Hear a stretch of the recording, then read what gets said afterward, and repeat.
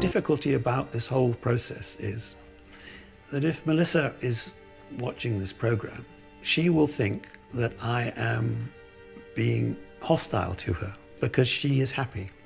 Why do you think that all of your family, 99% of your friends and things like that, think it's a bad idea? Surely doesn't that ring alarm bells? Are we all wrong?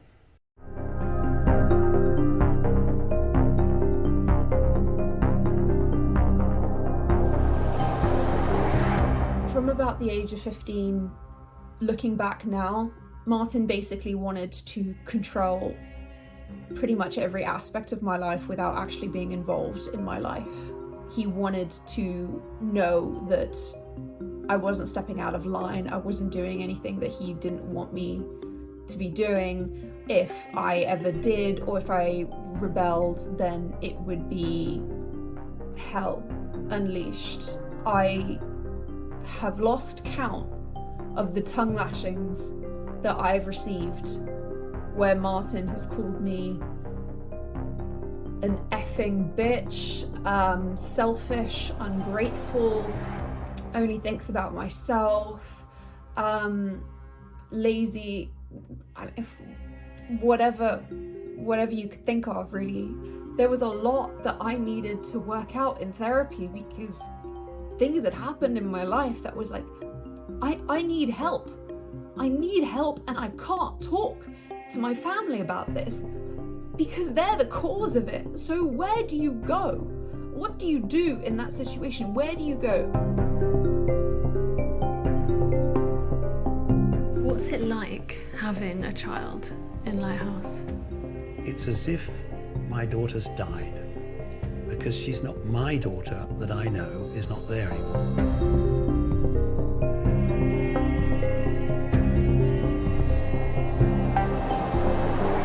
There's a point when I was 17 and I wanted to earn a little bit of pocket money so that I could go on holiday with my friends. So I agreed with Martin that I would work for him to clean his office and to organise his office.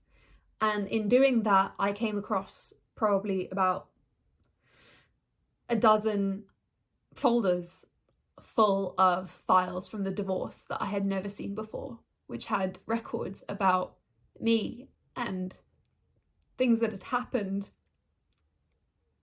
where there'd been,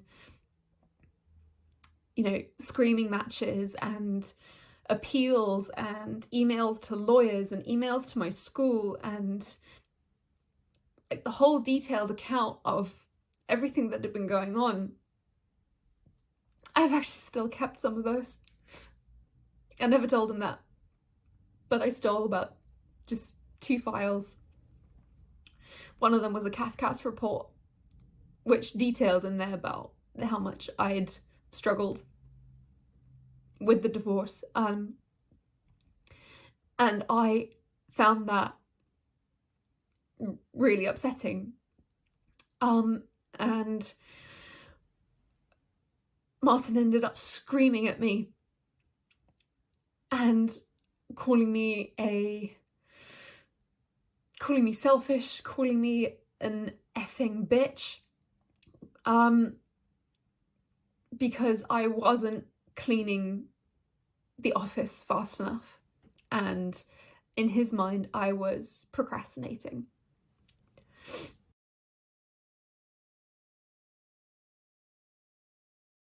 I'm sorry.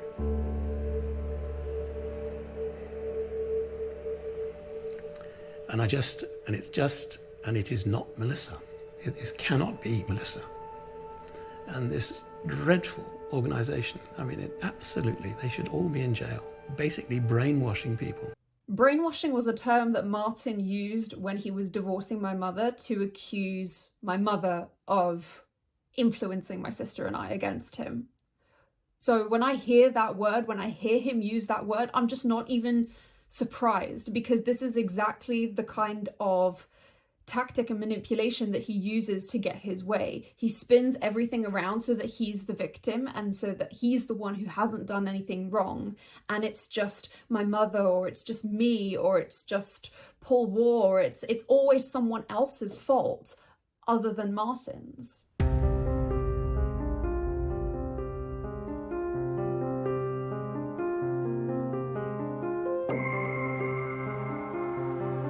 But when Martin found out that Mel had secretly quit her job and was now full-time at Lighthouse, something snapped. He phoned her up, confronted her. He said, look, all this research I've done, enough is enough. I mean, we have, for years now, been, saying we love you and we support you. And I was, very firm and said, what on earth are you doing? And I said, it's absolutely unacceptable. You ought to be ashamed of yourself. Mel defended the group. Martin lost his temper. Things got ugly. There were expletives. I mean, I was angry and upset, and I would have said things. Sure. But, when you're losing your daughter to some crook, you might say things that which are not for publication in inverted commas.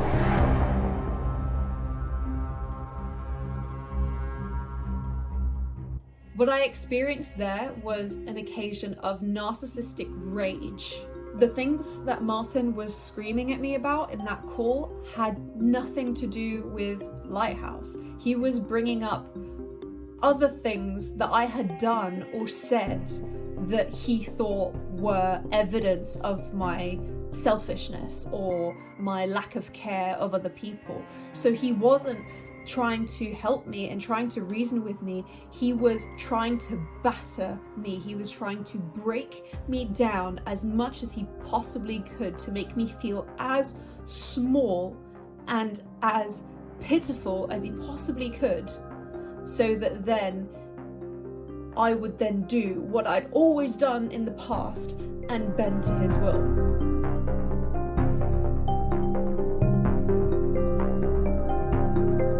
Next day, Chris and somebody else from the group came and took her away. I needed to go.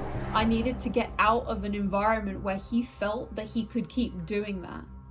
And I asked Chris then to come and pick me up and to get me into a hotel, and I was planning on moving anyway. He describes it like a kidnapping, when the reality is that I was trying to heal and was being so badly attacked by him and other members of my family that I needed to get some rest.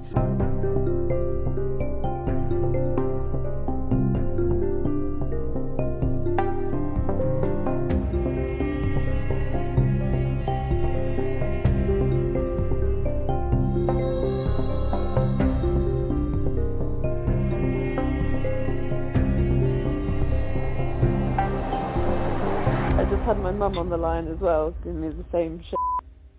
I ended up snapping to Tanya later on after dinner because I had this long chat with my dad and then we had dinner, and Tanya came to speak to me later on and she was like, oh, you must feel like you're getting it from all sides. I was like, you know what? You've been having your little conferences with Dad forever. He just said this to me about, he's like, I hope you feel f***ing guilty, right? And she just looks like exasperated, like, oh, why did he say that? I'm like, yeah, look, you say that shit, you say whatever because you're concerned, blah, blah, blah. How the fuck do you think that affects me? Like, none of you are thinking at all. I'm in this state at the moment. I'm recovering from surgery and you're doing this now. Where the fuck is your empathy? Honestly, I'm fed up with it. I'm recovering from my 6th surgery. I'm in a huge amount of pain. You're doing this now. You're doing this now and doing a thing that, like, everyone is worried about except me, because suddenly everyone's hours of Googling has more worth than the 2.5 years that I've put in to Lighthouse, and I understand and work in the context of my life. Suddenly that doesn't count for anything, but none of this shit is about me. There was things I fundamentally didn't get, and that's what I'm healing, and I'm suffering as a result of that. No one's taking responsibility for that other than me, because I don't want to pass that on to my kids or to anyone else's kids, because it's happening too often. And I'm so sick of everyone playing this happy family like they all care, when, like, you know, and suddenly my mum and dad think that because they're talking together about how worried they are about me, that should be evidence to me about how serious this is. You should have been fucking talking the whole time. You should have been talking the very first time that I went into surgery. You should have been talking from the very beginning, not even when I went into surgery. You should have been having polite, civilized conversations from the very first moment that you decided that you wanted to get divorced, if that was something that absolutely had to happen. You dragged us through hedges backwards and think that now, what, you need to have some kind of praise from me? Some kind of praise from me because you're being civil for once? Congratulations, you're being like the smallest echelon of a decent human being. Well, I suffered as a result of that and keep suffering. And this is just an exhibition of the shit I've put up with my whole life. And no wonder I feel f***ing small.